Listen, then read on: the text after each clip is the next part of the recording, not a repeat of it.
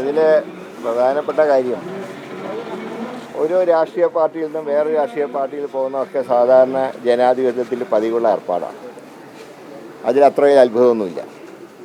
അപ്പോൾ നാളെ സുരേഷ് ഗോപിയോ രാജീവ് ചന്ദ്രശേഖരനോ ജോർജ് കുര്യനോ കോൺഗ്രസ്സിലേക്ക് വന്നാൽ ഞാനതിനെ സ്വാഗതം ചെയ്യും. ബി ജെ പിയിൽ നിന്ന് ഇപ്പോൾ ചില കൗൺസിലർമാർ വരുന്നുണ്ട് എന്നൊക്കെ വാർത്തയുണ്ട്, അതിനെയും ഞാൻ സ്വാഗതം ചെയ്യുന്നുണ്ട്. പക്ഷേ ഞാൻ സന്ദീപ് വാര്യരുടെ കാര്യത്തിൽ എനിക്ക് 2 ഒബ്ജക്ഷന് മാത്രമേ ഉള്ളൂ. ഒന്ന്, അദ്ദേഹം ഗാന്ധിവാദത്തിനെ ന്യായീകരിച്ചു. 2, രാഹുൽ ഗാന്ധിയെ വ്യക്തിപരമായിട്ട് അദ്ദേഹം വിമർശിച്ചു. ഇപ്പോൾ വിമർശനം 2 രീതിയിലുണ്ട്. പൊളിറ്റിക്കൽ അറ്റാക്കും ഉണ്ട്, പൊളിറ്റിക്കൽ ക്രിറ്റിസിസവും ഉണ്ട്, പേഴ്സണൽ ക്രിറ്റിസിസവും ഉണ്ട്. ഇന്നലെ സന്ദീപ് വാര്യർ നടത്തിയത് പൊളിറ്റിക്കലാണ്. ആരെ സുരേന്ദ്രനെ പറ്റി അദ്ദേഹം പറഞ്ഞത് ഞങ്ങളും അംഗീകരിക്കുന്ന കാര്യം, അത് പൊളിറ്റിക്കൽ അറ്റാക്കാണ്. അത് 100% ശരിയാണെന്നാണ് ഞങ്ങളുടെ അഭിപ്രായം. പക്ഷേ രാഹുൽ ഗാന്ധിയെക്കുറിച്ച് അദ്ദേഹം പറഞ്ഞ അതൊന്നുമല്ല.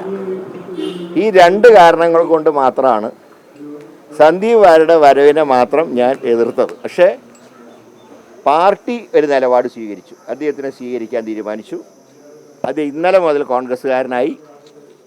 ഇന്ന് പാണക്കാട് സാദിഖ് അലി ശിഹാബ് തങ്ങളെ കണ്ടതോടുകൂടി അത് UDF-കാരന് പോയി. ഇനി അതിനെക്കുറിച്ച് ഫർദറായിട്ടുള്ള ചർച്ചയില്ല. അല്ല, ഞാൻ പറയാം, ഇനി അതിനെക്കുറിച്ച് ഫർദറായിട്ടുള്ള ചർച്ചയില്ല. കാരണം 20-ാം തീയതി പാലക്കാട് ഇലക്ഷനാണ്. അതുകൊണ്ട് തന്നെ ഇനി കോൺഗ്രസ്സുകാരനായി മാറിയ UDF-കാരനായി മാറിയ സന്ദീപ് വാര്യരുടെ ഇന്നലെ മുതൽക്കുള്ള പ്രവർത്തനങ്ങളെക്കുറിച്ച് ഓരോ ഒബ്ജക്ഷനും ഞങ്ങൾക്ക് ആർക്കില്ല. കോൺഗ്രസ് മുങ്ങി താഴുമൊന്നുമില്ല. അതിപ്പോൾ ആര് വന്നാലും വന്നില്ലെങ്കിലും കോൺഗ്രസ് ശക്തമായിട്ട് മുന്നോട്ട് പോകും. പിന്നെ ഈ വരവും ഒന്നും വന്നില്ലെങ്കിലും കോൺഗ്രസ് പാലക്കാട് ഉറപ്പായിട്ട് ജയിക്കുകയായിരുന്നു. കാരണം അത് നന്നായി പഠിച്ച, പാലക്കാട് അസംബ്ലിയെക്കുറിച്ച് നന്നായി പഠിച്ച ഒരാളാണ് ഞാൻ. 100% ഞങ്ങൾക്ക് വിജയം ഉറപ്പാണ് പാലക്കാട്. മുസ്ലിങ്ങൾ കൂടി സ്വാധീനമുള്ള സ്ഥലമാണ്, കോൺഗ്രസിന്റെ ഒരു പ്രധാന വോട്ട് കേന്ദ്രം കൂടിയാണ് മുസ്ലിം.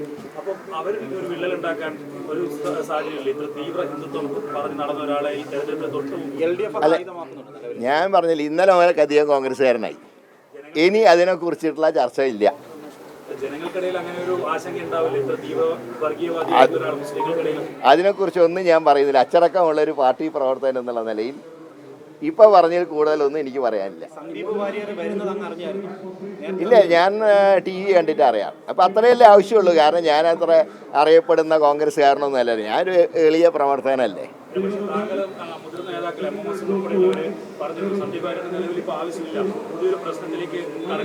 അല്ല, ഞാൻ അതുകൊണ്ടാണ് ഈ 2 കാരണങ്ങൾ കൊണ്ടാണ് ഞാൻ എതിർത്തത്. അല്ലാതെ ഞാൻ സന്ദീപ് വാര്യരെ പേഴ്സണലായിട്ട് കണ്ടിട്ട് പോലുമില്ല. ഞാൻ ഈ 2 നിലപാടുകാരനാണ് അദ്ദേഹം വേണ്ടാന്ന് പറയാൻ കാരണം. പക്ഷേ അദ്ദേഹത്തിന് എടുക്കാൻ തീരുമാനിച്ച സ്ഥിതിക്ക് അത് പാർട്ടി ഒരു പ്രവർത്തകൻ എന്നുള്ള നിലയിൽ അതെനിക്ക് അംഗീകരിക്കണം. ഒരു അച്ചടക്കമുള്ള പാർട്ടി പ്രവർത്തകൻ എന്നുള്ള നിലയിൽ അത് അംഗീകരിക്കാൻ ഞാൻ ബാധ്യസ്ഥനാണ്. അല്ല, അത് പതിയെ വന്നില്ലെങ്കിലും ഉറപ്പായിട്ട് പാലക്കാട് ഞങ്ങൾ ജയിക്കും. വന്നില്ലായിരുന്നെങ്കിലും ഞങ്ങൾ നല്ല ഭൂരിപക്ഷത്തിൽ ജയിക്കുകയായിരുന്നു. അത് താഴെ വന്ന വസീഫ് ഉൾപ്പെടെ DYFI നേതാക്കൾ താങ്കൾക്കൊരു സ്നേഹത്തിന് ചിഹ്നം തന്നു. അത് VD സതീശൻ ഉദ്ദേശിച്ചായിരുന്നു താങ്കളുടെ ഫേസ്ബുക്ക് പോസ്റ്റ്. എനിക്ക് ഇഷ്ടപ്പെട്ടൊരു പാട്ട് അതിൽ ഇട്ടു എന്നല്ല, ഞാൻ ആരെങ്കിലും കുറിച്ച് എന്തെങ്കിലും പറഞ്ഞോ? ഞാൻ നേരത്തെ ഇടാൻ തീരുമാനിച്ചാണ്. ഇത് 2 കൂടെ ഒന്നായിപ്പോയി.